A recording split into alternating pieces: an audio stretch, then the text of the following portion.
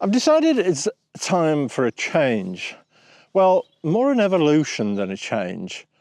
You see, a bit like some of you who come to watch this channel, I've been struggling with my photography lately. I mean, not struggling technically, but struggling with what direction should I go in? What should I photograph? What should I focus on? I've been making YouTube videos for 4 years now, and I've kind of followed my own story. I built up the channel by going through the process I went through sort of 15 years ago when I was thinking about becoming a professional photographer. I got to know my camera really well. I learned the basics of aperture, shutter speed, and then moved on to composition and more advanced techniques like intentional camera movement and so on. And I've tried to share videos about that and help anybody else going through the same thing to learn the things that I learned. But it's come to a point now where I feel like I'm getting a bit stale following that same format of doing a simple tutorial. And I thought I'd link this into where I was going with my own photography. Some of you may know I started mentoring some other photographers recently, helping them to improve their own photography. And it gave me a big insight because when I started creating assignments for them, I got such lovely feedback from people saying how much they were looking forward to doing the assignment. It made me think about my own photography. Was I looking forward to it as much? And frankly, I wasn't.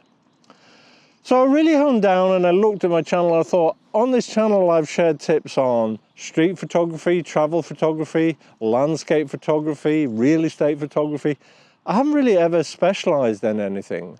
And maybe that's my problem, that I need to niche down and focus in on one particular type of photography and see if I can get really good at that. So my first problem was, what should I focus on? For the last couple of years, I've been drawn more and more to black and white photography. I always used to love color, and in fact, I still love color, and I love seeing color photos, taking color photos.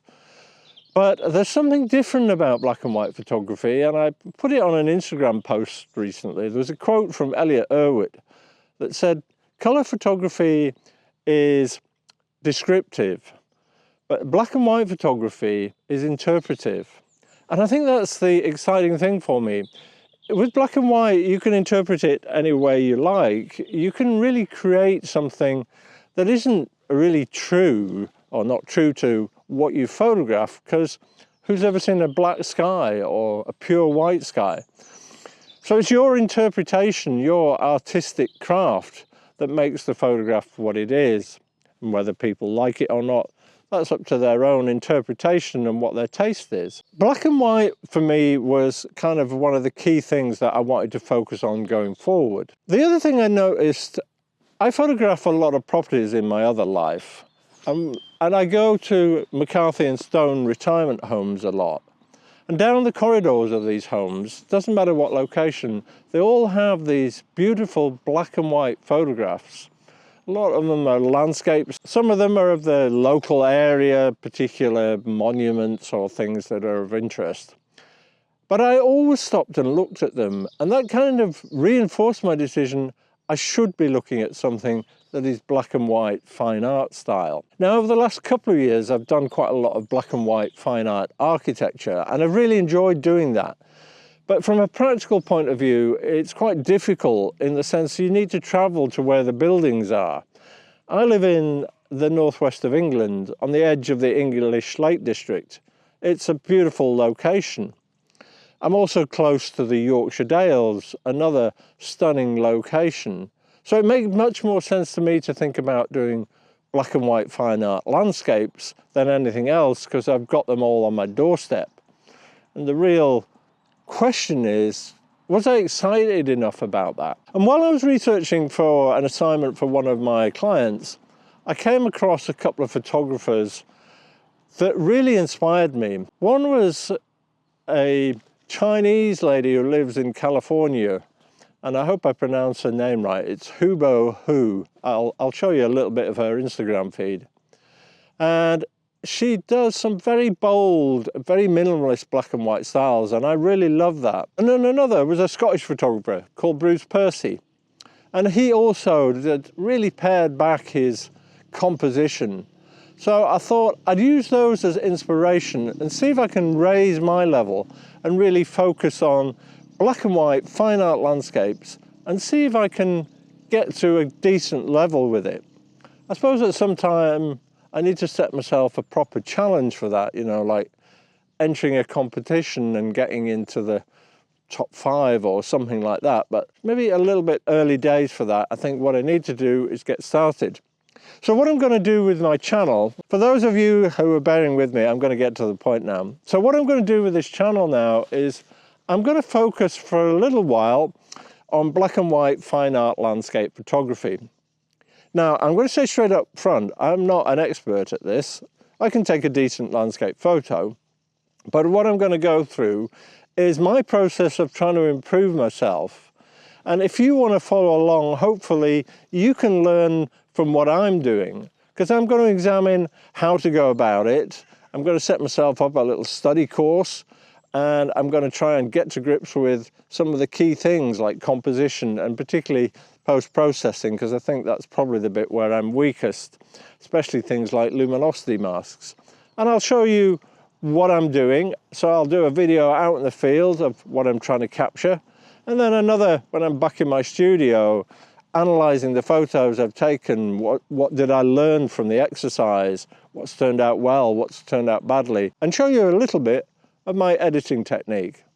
If that sounds like something you're interested in, carry on watching the channel or subscribe if you're new here, and you can join me on my journey. Now, as the first part of my journey, I'm going to focus in on going back to basics, learning composition. And I don't just mean, you know, rule of thirds and stuff like that, but really learning how to compose a minimalist photo that I'll turn into a piece of black and white, hopefully fine art. So I'm going to start with that. I've come to the southern tip of Coniston Water today, and I'm going to see if I can find a composition. So first thing I'm going to do is have a wander around, see if there's a composition here, and then we'll set up the camera and take it from there. So come and join me.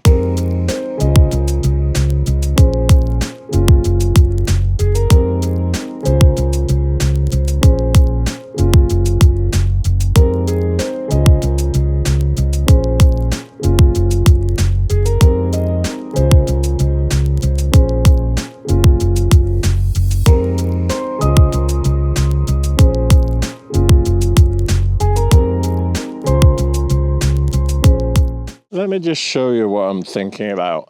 I'm struggling, in all honesty, to find a good composition. But what I really like is right in the distance here, the hills there, there's some nice changes in tonal contrast. But I think I'm too far away. Just let me zoom in here. Just see what I'm getting at. So I might need to change my location. I have a second place in mind, so let me just walk round to that and show you. This is my second location, and what I quite like is we've got a diagonal here, another one mirrored up here, and the kind of boat in the middle. And I would crop right in and just focus in on the boat and do a square composition. So I'm going to take those two photos and then probably move to a different location and see if I can get some more. So what I've done here, there's a little bit of disturbance on the water. The boats are moving a little bit, not very much, and pretty slowly. So put an ND filter on, and I've set my f-stop to f13, and I've aimed to have about half a second because I want to try and make the water smooth, but I don't want the boat to be completely soft by having moved around in the frame.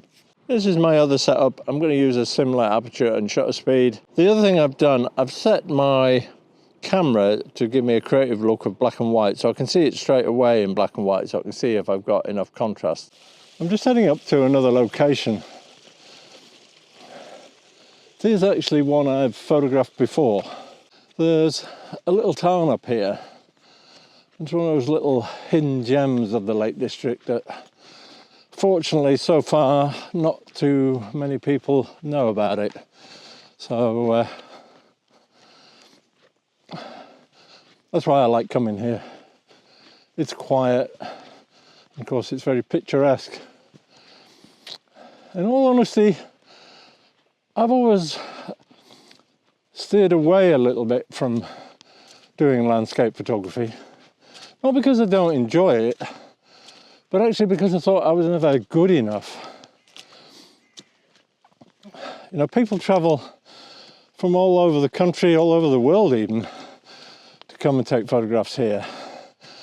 And I knew I'd be up against, you know, brilliant landscape photographers like Nigel Danson and stuff, so never thought I'd give it a go. But one thing I have noticed is not too many people just concentrate on doing it in black and white. So maybe that's how I can differentiate myself. So that's what's going through my mind. So here's the location. There's this lovely little tarn.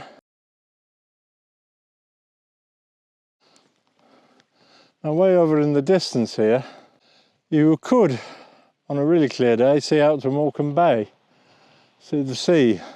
But as you can tell, it's very misty, but there is quite a lot of tonal contrast there. I can see 3 or 4 layers of hills, so that might make something interesting.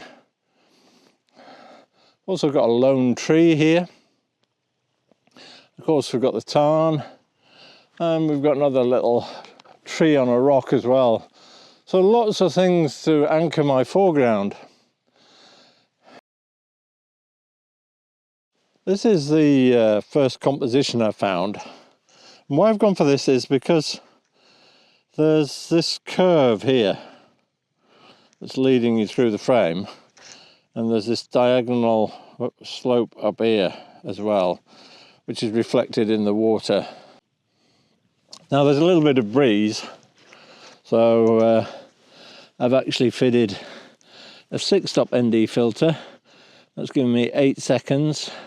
I've chosen an aperture of f10, and that should smooth out the water. I'm going to have a walk around a few more locations and see if I can find anything else interesting and grab those. As part of my learning experience, I've been reading this book by Bruce Percy about composition in the landscapes. I'll leave a link to it in the description so you can see what it is. I think it costs about $14.99 or something, but it's got some really great tips.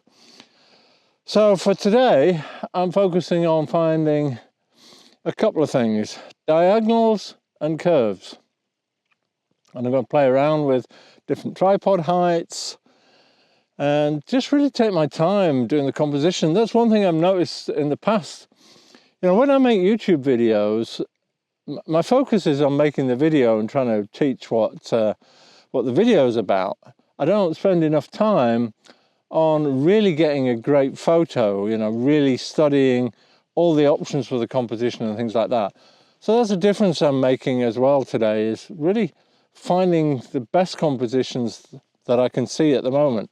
And hopefully my eye will develop as I go through this process as well. So the next thing is I'm going to have a wander around and see what I can see. Already I've got a few curves leaping out at me and a few diagonals from the slope of the hill. So let's see what we can get. So just about to pack up, and I thought I'd share a few thoughts with you, how I feel today's gone, what I've learnt, what mistakes I've made. And the first thing I would say is, one thing I'm loving is, because I'm going black and white, it doesn't really matter what the weather's like. It's a pretty foul day, very low cloud. There should be over this side beautiful mountain range, and I'm in one of the best locations to see that range, but it's completely disappeared behind a cloud. But it leaves a lovely moody atmosphere, so it's not spoiled my enjoyment. So that's a big plus for this. It means I can go out when it suits me, not when the weather's right or when it's golden hour. I'm not chasing some things that are difficult to fit around your lifestyle. The second thing is, I've just focused today on trying to learn one thing, and that's improve my composition. And if you stick around and watch next week's video, you'll see the finished results, and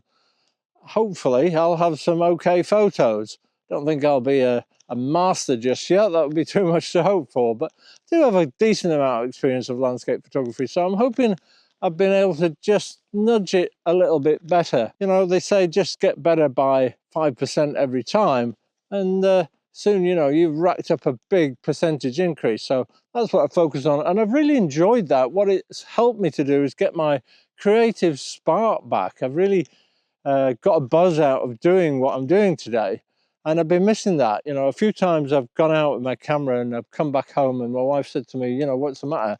Normally when you go out, you come back buzzing after you've done something creative like that. And I feel like I've got that spark back, so I think I'm on the right track. But I'd really be interested to know what you guys think. Let me know if this is something that you find interesting, you want to watch, or you prefer me to go back to the straight tutorial style of video. I'm going to try this for 2 or 3 weeks, see what reaction I get. If it works well with the audience, then I'll keep doing it. But if you don't like it, do let me know as well, because that's equally valuable feedback. In the meantime, I hope you can get out and have some fun with your camera. Find a style that you enjoy and a subject that you enjoy. And by all means, share some of your photos with me. You can leave them in the comments. And I'll look forward to seeing you in the next video.